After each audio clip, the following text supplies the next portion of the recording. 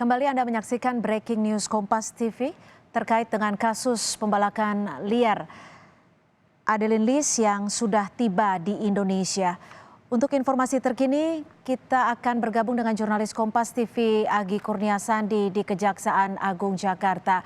Agi, setelah mendengarkan keterangan resmi dari Kejaksaan Agung, akan dibawa kemana tepatnya Adeline Lis setelah ditangkap dan juga dibawa kembali ke Indonesia, Agi? Ya, Cynthia dan juga saudara, tadi disampaikan oleh Kepala Pusat Penerangan Hukum Kejaksaan Agung, Leonard Ebenezer Simanjuntak ini mengatakan bahwa terpidana Adeline Lis ini akan dilakukan isolasi mandiri terlebih dahulu selama 14 hari ke depan di Rutan Salemba Cabang Kejaksaan Agung. Setelah itu, setelah menyelesaikan isolasi mandiri selama 14 hari, nanti dari pihak Kejaksaan Agung ini akan langsung melakukan vonis begitu ataupun eksekusi terhadap kasus-kasus yang memang melekat pada terpidana, yakni Adeline Lis terkait dengan pembalakan liar. Seperti tadi juga yang disampaikan oleh Kejaksaan Agung, sebenarnya mengucapkan apresiasi kepada seluruh pihak yang telah terlibat dalam pemulangan ataupun penangkapan dari buronan lebih dari 10 tahun atau 13 tahun ini, karena memang berhasil ditangkap di Singapura. Karena beberapa sebelumnya juga sempat ditangkap di Beijing, Tiongkok begitu, tapi ada perlawanan sehingga bisa kembali lagi ditangkap. Kemudian pada saat divonis mendapatkan hukuman 10 tahun penjara dengan denda 1 miliar rupiah, ini ternyata tidak bisa dieksekusi karena Adeline Lis ini kembali melarikan diri dari Indonesia. Namun saat ini telah kembali ke Indonesia. Tadi disampaikan juga oleh pihak Kejaksaan Agung bahwa hal ini merupakan upaya yang telah dilakukan oleh Kejaksaan Agung, mulai dari berkoordinasi dengan pemerintahan Singapura, kemudian juga dengan Kejaksaan Singapura, dan juga berkoordinasi bersama dengan Kementerian Luar Negeri Indonesia untuk meminta agar Adeline Lis ini bisa dibalikan atau bisa dipulangkan ke Indonesia.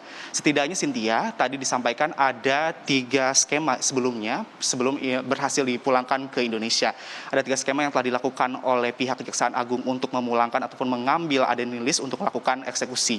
Yang pertama ialah menggunakan pesawat charter, yang kedua adalah menggunakan pesawat komersil yang diperkirakan berhasil ataupun bisa didapatkan atau bisa kembali ke Indonesia pada tanggal 14 sampai dengan tanggal 20 Juni 2021. Tetapi 2 skema tersebut awalnya memang tidak bisa diterima oleh pihak pemerintah Singapura karena dalam hukum pemerintah Singapura, Adeline Lis ini hanya bisa boleh dideportasi menggunakan pesawat komersil. Setelah itu, Kejaksaan Agung juga akhirnya meminta kepada KBRI Singapura untuk menahan surat perjalanan laksana paspor ataupun SPLP agar tidak adanya ataupun tindakan kabur begitu yang dilakukan oleh Adeline Lis, karena melihat ataupun Adeline Lis ini merupakan terpidana ataupun buron dengan status beresiko tinggi, sehingga Kejaksaan Agung meminta kepada imigrasi ataupun KBRI Singapura untuk menahan surat perjalanan paspornya ini agar tidak bisa melarikan diri. Tadi juga disampaikan kronologi untuk pemulangannya, mulai dari dilakukan pengetatan ataupun pengamanan dari pihak kepolisian dari Singapura untuk menuju ke Bandara Singapura. Setelah itu akhirnya bisa dipulangkan karena telah melakukan upaya ataupun komunikasi begitu antara Indonesia dengan Singapura, akhirnya bisa dilakukan pemulangan menggunakan komersil, maksud kami menggunakan pesawat charter komersil yang dilakukan oleh Kejaksaan Agung. Kemudian di dalam pesawat ini terpidana atau buron ini dilakukan pengetatan dengan dijagakan oleh petugas dari Kejaksaan Agung. Setelah itu tiba di Bandara Soekarno-Hatta sekitar pukul 19.30. Tentu ada beberapa prosedur yang harus dilakukan oleh buron tersebut, terpidana ataupun terpidana untuk dilakukan untuk bisa nyampe ke Kejaksaan Agung. Tadi disampaikan juga sudah dilakukan cek antigen ataupun tes usap antigen dan hasilnya adalah negatif. Walaupun negatif, tetap dari pihak Kejaksaan Agung ini akan melakukan isolasi mandiri terlebih dahulu untuk terpidana Adeline Lis ini ataupun buron lebih dari 10 tahun. Setelah itu nanti setelah 14 hari nanti akan mengumumkan kembali oleh Kejaksaan Agung kapan ataupun di mana dirinya akan dieksekusi di lapas mana. Kemudian juga yang menjadi permasalahan di sini, Cynthia, ternyata bukan hanya kasus tentang pembalakan liar saja yang menerima ataupun yang didapatkan oleh Adeline Lis ini, karena ada beberapa laporan juga pada beberapa tahun yang lalu dari Polda Sumatera Utara bahwa terpidana ataupun Adeline Lis ini memiliki kasus TPPU, dan tadi juga disampaikan oleh Kejaksaan Agung tentu kasus ini juga nanti akan dikoordinasikan dengan Polda Sumatera Utara. Bagaimana nantinya, apakah akan langsung dieksekusi berbarengan dengan kasus pembalakan liar ataupun tidak. Karena seperti yang kita ketahui juga Cynthia, dalam kasus pembalakan liar ini, Aden Lilis ini divonis dengan hukuman 10 tahun penjara dengan denda 1 miliar rupiah. Dan juga ada tambahan uang pengganti sebesar 119,8 miliar rupiah dan ada uang reboisasi karena ini pembalakan liar sehingga harus dibayarkan oleh Aden Lilis sebesar 2,9 juta dolar Amerika Serikat. Tadi juga jika nanti setelah selesai 14 hari isolasi mandiri kemudian nanti akan eksekusi, dan eksekusi ini pun akan berbarengan beberapa ataupun uang-uang ataupun denda-denda yang memang harus dilakukan oleh Aden Lilis ini harus segera dibayarkan. Selain itu Cynthia, juga tadi informasi kami dapatkan juga sebenarnya ada laporan ataupun keinginan dari keluarga Aden Lilis untuk memulangkan terpidana atau buron lebih dari 10 tahun ini untuk pulang mandiri ke Medan.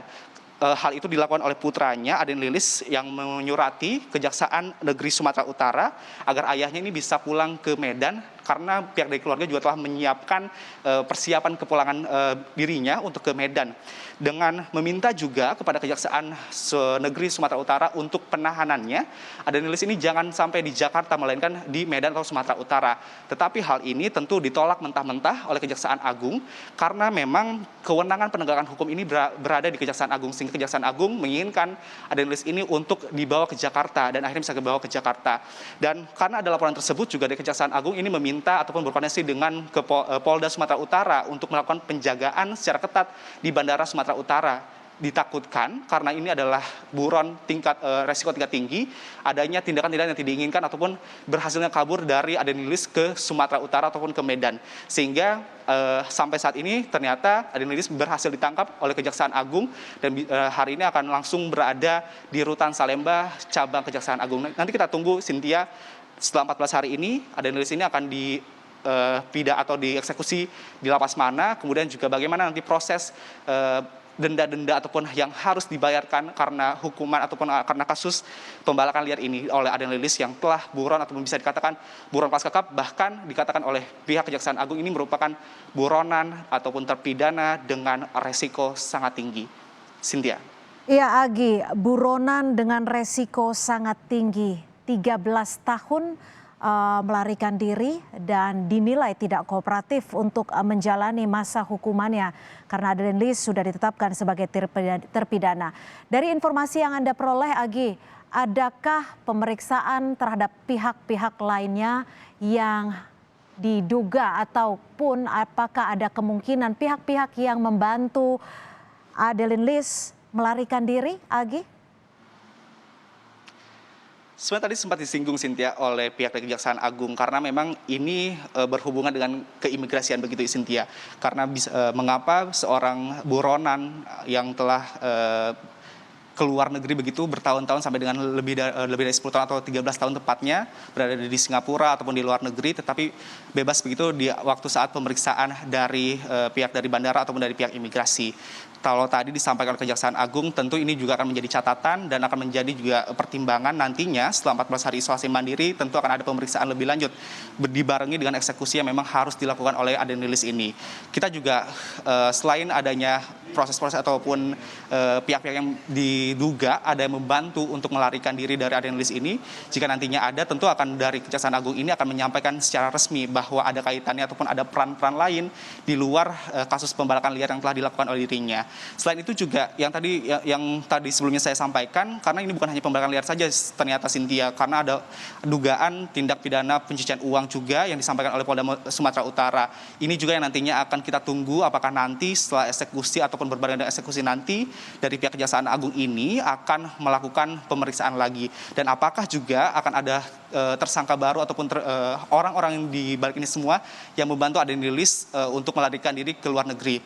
Seperti yang kita tahu juga, kalau misalnya tidak ada laporan ataupun dari Singapura adanya kasus pemalsuan data paspor yang dilakukan oleh Aden Lilis ini, tentu dari Kejaksaan Agung ini masih melakukan pencarian terhadap buronan yang 13 tahun ini.